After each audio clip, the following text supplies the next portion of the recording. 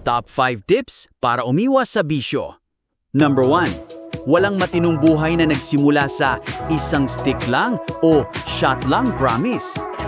Lahat ng bisyo may origin story at kadalasan kasama yung tropa mong walang ambag kundi yaya sa inom. Tandaan, hindi ka babagsak kung wala kang sinimulan.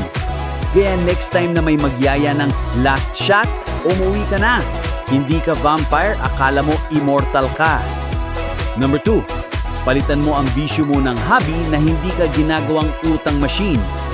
Kung kaya mong gumastos ng 500 pesos sa isang gabi ng yosi, alak at fishbowl, kaya mo ring mag-ipon pang-invest sa plants, painting, gym o kahit sticker album ng Pure Gold.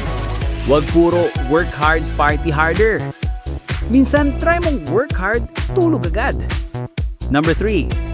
Yung sinasabi mong pangtanggal stress ay pangdagdag gastos lang talaga.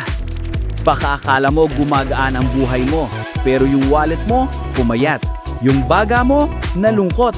At yung utang mo, nagpakalalim. Hindi lahat ng pahinga ay may kasamang usok at ice-cold beer.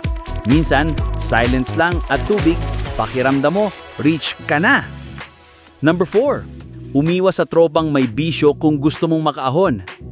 Kung lagi mong kasama ay si tol na lasinggero, pre na tambay at boss na wala ng boses, anong inaasahan mong mangyari sa buhay mo? Promotion? Nope. Pulmonya? Meron. Hindi ka makakatigil sa bisyo kung lahat ng kausap mo ay sponsor ng alak o nicotine. Number 5. Ilagay mo sa GCash yung pera ng bisyo mo, tapos titigan mo. Pakiramdam mo ang yaman mo bigla. Yung ginagastos mong 100 pesos araw-araw sa bisyo. Sa loob ng isang buwan, may pang-load ka na para sa anak mo, pang-kape ka sa opisina, at pang-donate ka pa sa sarili mong pangarap. Totoo yan!